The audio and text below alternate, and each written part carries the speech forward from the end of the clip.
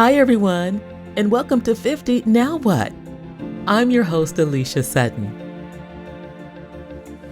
Just because we've crossed the 50-year milestone in our lives does not mean that we have to be done coming up with and pursuing goals. That's why I'm so excited to welcome Jean Marie Jobs onto the program to discuss what goal setting and the subsequent pursuit of those goals can look like as we continue into our 50s and beyond.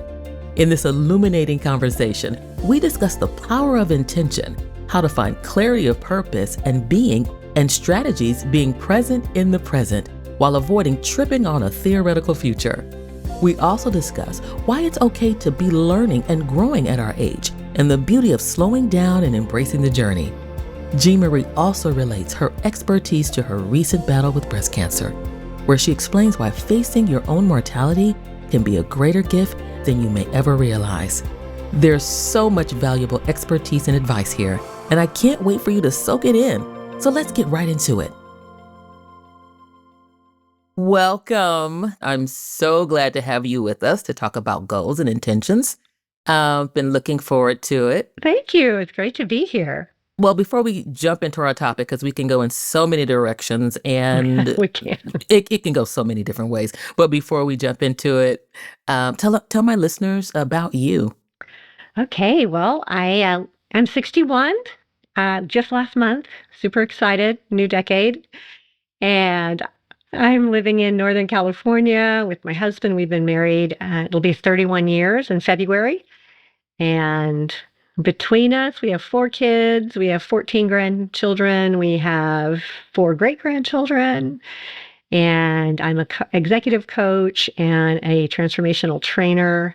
I work with Novus Global on the corporate side, and I also have a nonprofit organization called Gap Community, where we do transformational trainings for the public and work in other countries doing transformational work and humanitarian work. So busy and loving it.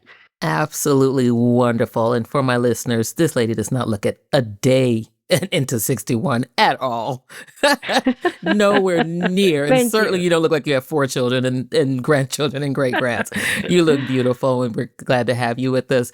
So before we jump in, one of the things I want to do is, when we delve into this topic, is really clarify the difference between setting goals versus intention. Or is there a difference?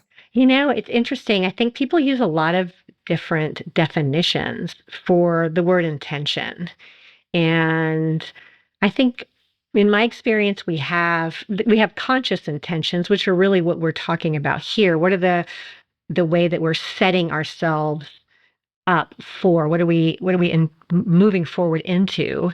Versus, I think we also have unconscious intentions. And for example, if anybody has ever at any point in time tried to quote unquote get healthy, then you have a conscious intention of doing the exercise, not eating the brownie. And then when you don't do the exercise and you eat the brownie, there's this other intention underneath the surface, right? To stay comfortable, or to feel good because it's been a hard day, or to give yourself a treat. And so oftentimes we find ourselves, right, with conflicting intentions. So let's focus on the ones we're aware of, because I think the ones we're not aware of, they're not going anywhere. They're just part of being a human being. And as long as we stay really clear about the ones we are aware of, we can set our energy, steward our energy towards those. And I think of intention, I like the Webster's 1828 definition, that dictionary, and it says the stretching or bending of the mind towards an object. It's a design and a purpose. I love that. I absolutely love that. So let's stay centered on that. And one of the things that, this dynamic I find when you become an older, especially an older woman in let's say your mid 40s through your 50s and on, there's this it's a very interesting time. I like to call it almost like a vortex where all these other things in your life have started to intersect, right? It's like, you're married, or you could be newly divorced. You have adult children and can still have a teenager at home and have grandchildren. You know what I mean? It's all these different things. your body is changing, and taking care of elderly parents or grieving through a deceased parent, on and on and on. And so when we start talking about setting intentions or goals and things like that, it can sound like another thing that you have to do. And, when I talk to people about that, it's like, okay, now I got to do this. Now I got to be conscious about something else that I need to do. And so, which is why I thought this platform was so important, is do we really need to be setting these goals and intentions in our life, or should we just be trying to just, ride or die through it, for for lack of a better phrase? You know what I mean? I just survived the day. Just survive the day. Is it something we really need to be cognizant of and consciously doing? Yeah, I hear that. And I guess it depends on the day. But, I had a very surprise bout with breast cancer last year, or just year before last. And, came out of the blue and not genetic, just surprised during a regular scheduled mammogram, and went through the chemo, the process, and I'm on the other side of that. Just finished all my, heavy metals detoxing, all the detoxing, and I feel great and everything's good. I say that to say that facing mortality is a real gift. It's not a gift you would necessarily want, but when it comes your way, it is a gift because it does put things in perspective. So when I think about intention, I think about what is it that on my deathbed, I'm going to be really, really grateful that I gave myself to. What kind of person am I committed to become in this world? Who am I for myself, for the people that I love, for my clients, the people I serve? And out of that intention, then what goals do I have? What do I do out of that clarity of being?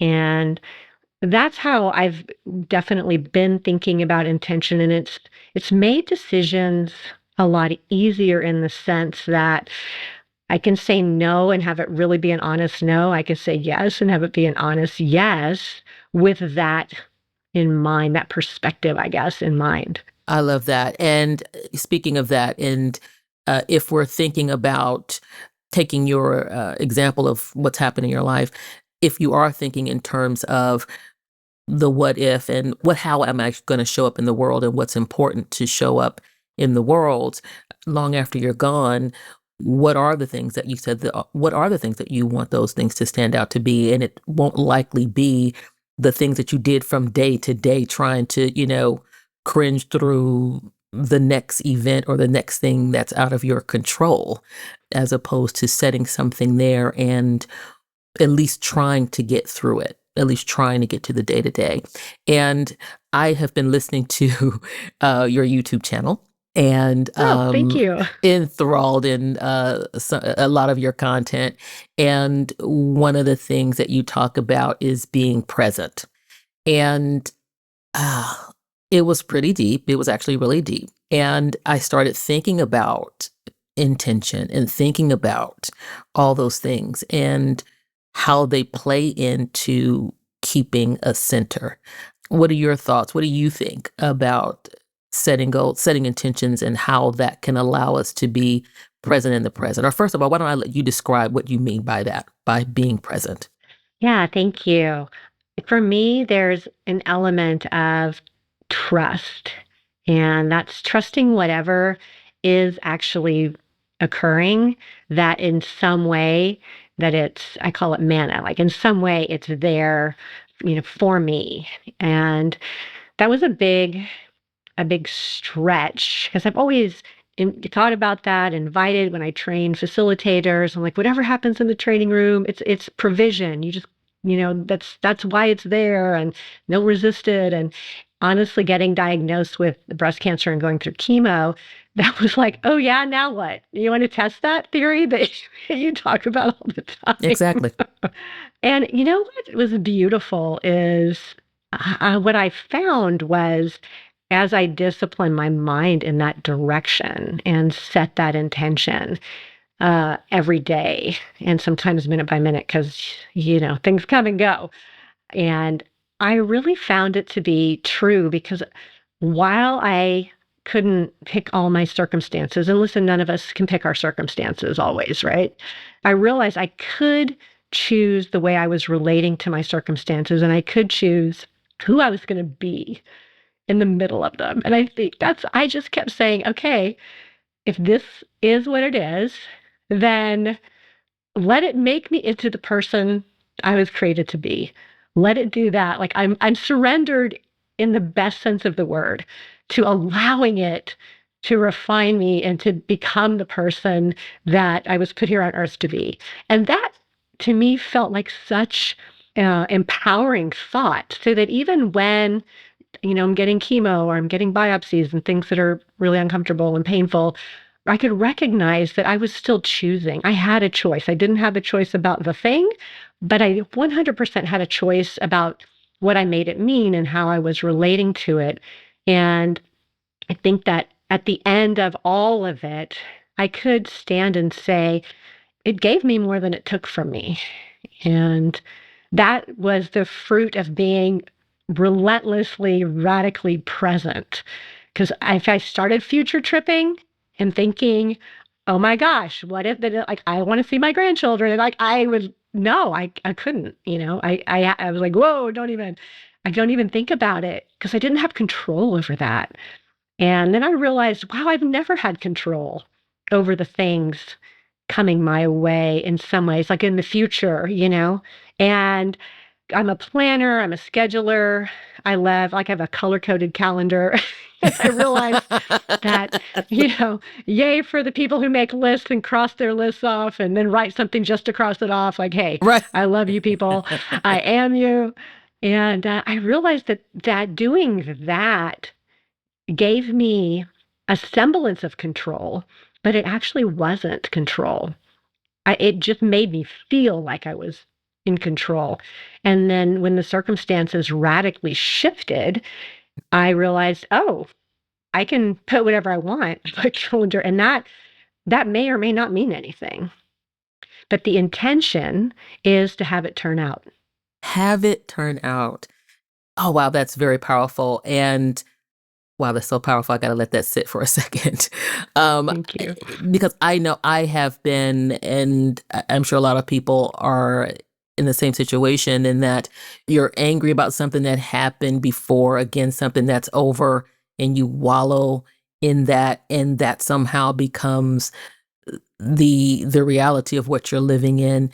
And then you're thinking that you are or you could be mad about things that are, like you said, are out of your control, that are supposed to be in the future, that you have absolutely no control over, and all the things that you're trying to grasp a hold of, you still don't have a hold of. And so that's why it's so powerful when you are present in your present and setting a life of just intention as to sitting where you are. You see resources that you hadn't seen before. Every time. Yes, every time. Right? It's like I wouldn't have solved this otherwise. Even when you're sitting in the middle of, like in your circumstances, sitting in the middle of chemo and all these things, but being, and let me know if I'm mischaracterizing it, sitting in the middle of this intention and still being able to find a source of love, a source of care, a source of even finding a benefit through it, through the after. You wouldn't have had that otherwise. Yeah, I absolutely. I'm not going to be here for my grandchildren, or, oh my God, what are all the things I did before that got me here? Does that make sense? You nailed it. That's exactly right. Yeah, absolutely. Because at first I was like, what did I do? How is this my fault? How did I get here so I can not get here again? I think that's the first thing you do, right? It's I like, just needed to let that go. right. Oh, I love that. What do you think about sometimes when you're doing this, and this sense of, and when I'm talking about this, and people who will be listening to this, in setting intention for their life or goals in their life, and how and so forth, not doing it in such a way that you are feeling defeated and overwhelmed by not either achieving it, or feeling like you've missed the mark, or blaming yourself for not getting to where you think you ought to be. For me, the trick is always giving it a stringent time frame. I think people kind of give this is the amount of time I have to do this. And I never get that. I have had to learn that myself. Like, I'm still working off goals that I set 3 years ago, intentions that I thought I'd be through right now that I'm still working to embrace. What are your thoughts about trying to stay away from the feeling of defeat and overwhelm and trying to set intention and purpose in moving forward in your life? Yeah, I think overwhelm comes often because the word itself is like a crushing pressure. That's what it means, right? And so when am I experiencing this crushing pressure? And a lot of times it is because I'm future tripping. I'm way out in some other time zone. I'm not present. And the other piece of that is this word expectation. The expectations either where we think we need to live into that other people have, or that we imagine they have, because you know what? Sometimes we don't even have them. We've just assigned it to them in our minds Right. for Exactly. whatever reason. And then our own expectations. And most people, and I've had the privilege of working with people in multiple countries all over the world, and most people really, at some level, don't like the fact that they're human. Meaning that most people think the first time I do something, I should execute it perfectly. I shouldn't, quote unquote, have to struggle or to fail and get up and go again, or why is this hard for me? You're learning. You're learning. This is the learning. And if you have a vision and something that's really exciting and compelling to you, I hope that you stumble. I hope that you get feedback and that you can course correct and not make it so significant that it cripples you. But because I think that is just part of the whole process. And I know, people say, it's about the journey, not the destination. But I think most of us secretly are like, no, seriously, it's the destination. Come on, get Yeah, real. I want to Like, get there. I'm this journey thing. Come on. I want to get there. That's hard. That's hard. Just tell me what to do and I'll do it. I was just trying to get And there. right. So I think it's complicated. I think we have a complicated relationship with that. And a lot of times talking to women in their 50s and in 60s and even 70s, there's an element of defeatism. Like I didn't do it, quote unquote, when I was younger. So it's too late. It's too late. And I mean, that to me is just the biggest lie that anyone can buy into. I mean, there's multiple examples of very famous people who didn't start their careers that they're famous for until they were in their 50s, 60s, 70s. So there's some expectation, again, that we have on ourselves to have everything completed in a certain time frame. And yeah, hey, sometimes that turns out and sometimes it doesn't. And like you said, maybe it's 3 years. I'm still doing the thing. I'm still writing the book. I'm still working it out. And I think goals are super helpful because they can help us chunk down the steps to that build our intentions, right? They can help us chunk those things down so we can take bite-sized pieces. And sometimes we need to ask for help. Sometimes we need somebody to give us a hand. And when we don't ask for it because we're judging ourselves, it's going to take longer and it's going to be a lot more uncomfortable. Absolutely. I think the judgment part comes in so heavy at this vortex time in our life where everything is just kind of intersecting. And you hit on something that's so important. And I hear this all the time is this sense that I'm supposed to know this right now. And I feel like I'm still learning stuff. I actually like that I'm still learning stuff. It's a relief to not feel like I have to know everything right now.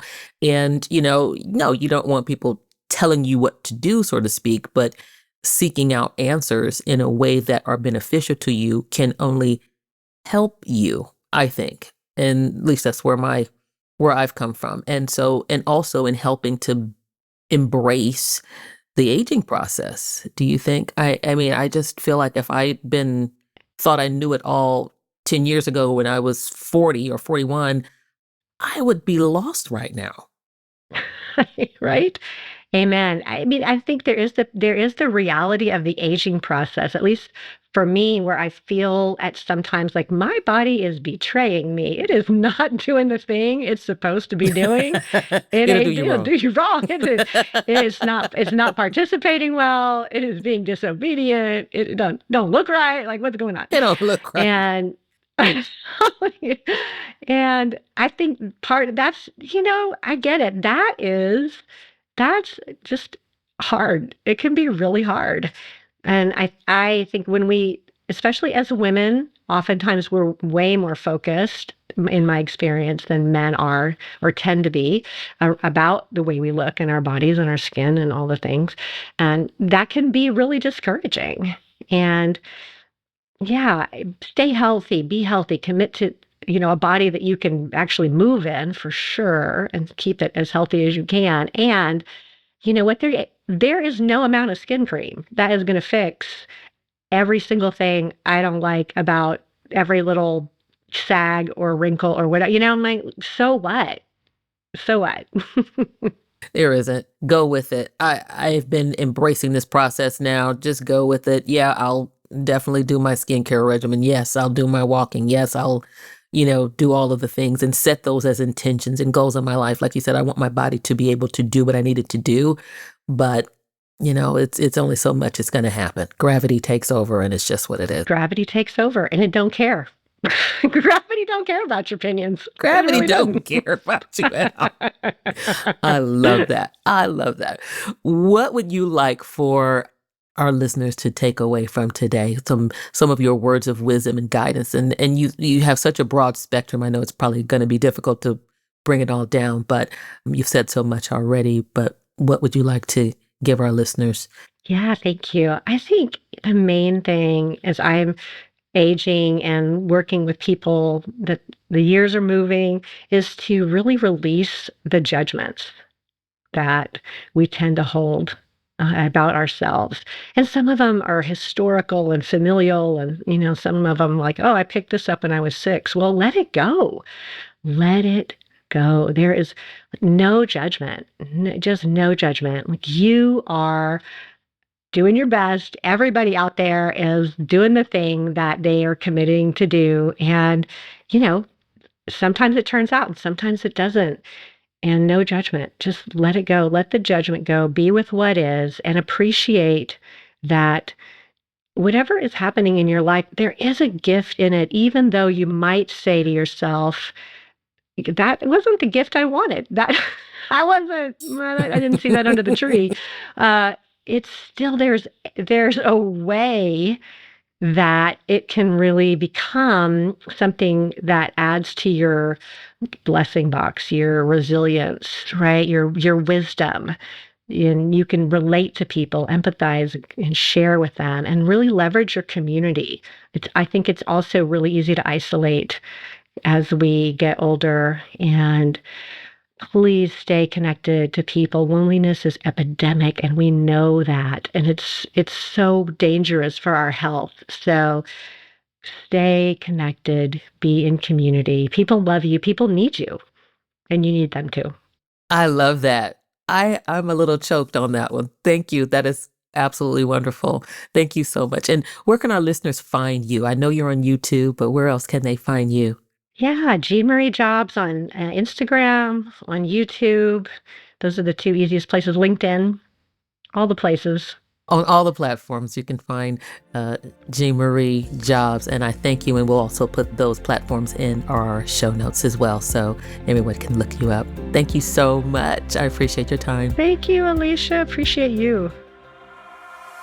Thank you for listening to 50 Now What? A special thank you to Jean Marie. Be sure to look her up on YouTube, Instagram, and LinkedIn at Jean Marie Jobs, or via the link in our show notes for tons more leadership, goal setting, and self-growth content.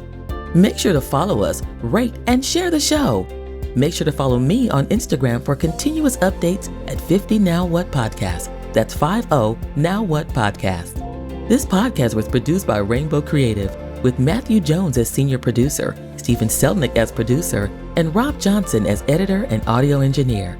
I love working with this team. To learn more about making a podcast for you or your business, Visit them at rainbowcreative.co.